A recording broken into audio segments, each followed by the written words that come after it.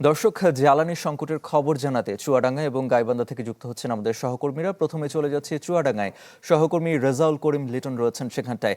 লিটন, জ্বালানি তেলের পরিস্থিতিতে আমরা দেখছি একটা তীব্র সংকট দেখা দিয়েছে। এ নিয়ে চুয়াডাঙ্গার কি পরিস্থিতি? নগদ নিয়ে এলো হার না মানা হার অফার।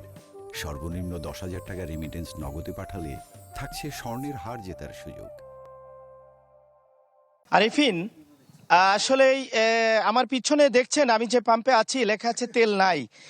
এই যে তেল নাই, তেল আছে, এর মধ্য দিয়েই সাধারণ মানুষের মধ্যে একটা প্যানিক, একটা গুজব ছড়ানো হচ্ছে, যে কারণে তেলের সংকট তৈরি হয়েছে। আমি পাম্পে এসে দেখলাম সকালেই কিছু কৃষক এসেছেন এখানে ডিজেল নিতে, ডিজেল নাই। আবার কিছু বাইকার যারা মোটরসাইকেল চালান তারাও এসেছেন, পেট্রোল নাই, বলা হচ্ছে আগামীকাল দেওয়া হবে। আবার অন্যান্য পাম্পগুলোতে প্রচণ্ড ভিড়, মোটরসাইকেলের শত শত মোটরসাইকেলের ভিড়।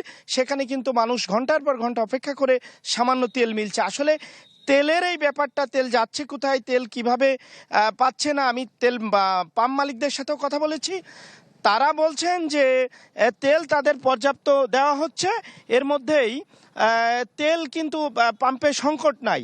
অথচ ক্রেতারা বলছেন যে তেল তারা পাচ্ছেন না। আমরা একটু শুনি। আচ্ছা, আপনি তো মোটরসাইকেল নিয়ে এসেছেন, তেলের সংকট হচ্ছে কেন চুয়াডাঙ্গায়? সংকট হচ্ছে, অনেকেই ট্যাঙ্কে লোড করে নিয়ে যাচ্ছে, বাসায় থুয়ে এসে আবার লাইন দিচ্ছে। এগুলা কিছু দোকানদারের ব্যবসাদাররা এমন করতেছে দাম বাড়ানোর জন্য।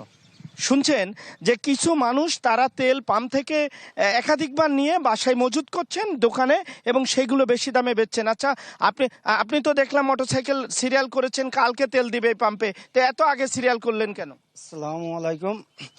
ওই সিরিয়াল করছি যে নালে সিরিয়ালে তেল পাওয়া যায় না, যার কারণে 200 টাকা করে তেল দেয়, এই জন্যই আগে থাকতে সিরিয়ালে সিরিয়াল এইভাবে দিচ্ছেন। এই পাশে কৃষকরা আছেন, আপনারা দেখছেন যে দর্শক, কৃষকরা দাঁড়িয়ে আছেন, তারা তেল পাচ্ছেন না।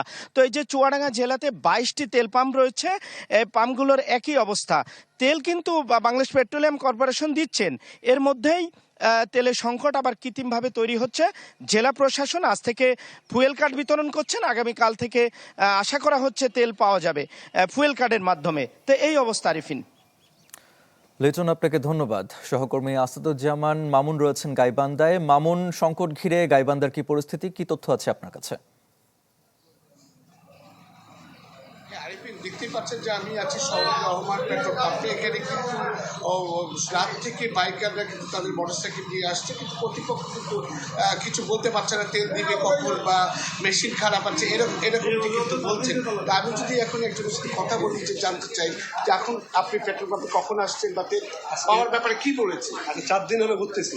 রাত 12টার পরে আসি আর ঘুরে যাই, রাত 12টার পরে আসি ঘুরে যাই, বলে খালি মেশিন খারাপ, মেশিন খারাপ, মেশিন খারাপ। গত 4 দিন আগে বলছেন খারাপ হয় না, মেশিন ভালো আছে, ইচ্ছাকৃত আমাদের ঘুরাচ্ছে। আজকে দেওয়ার কথা আছে, আমরা রাত 12টার সময় আসি লাইনে আসি। শুনলেন যে সে কিন্তু রাত 12টার সময় আসছে, এবং এরকম কিন্তু প্রায় 5 শতাধিকের মতো বাইক নিয়ে রাইডে দাঁড়িয়ে আছে। তারা পেট্রোল পাচ্ছেন না, এবং বলছেন যে এখানে আপনার হচ্ছে কখন পেট্রোল দেওয়া হবে, সেই পেট্রোলটা কখন পাবে তারা এই ব্যাপারটা জানেন না। কিন্তু জেলা প্রশাসনের পক্ষ থেকে আমি যেটা জানতে পেরেছি, গতকাল একটা সন্ধ্যায় সভা করার পরে এখানে 22টি পেট্রোল পাম্পে জেলার 22 জন ট্যাগ অফিসার নিয়োগ দেওয়া হয়েছে, যাতে সুষ্ঠুভাবে পেট্রোল বিতরণ করা যায়।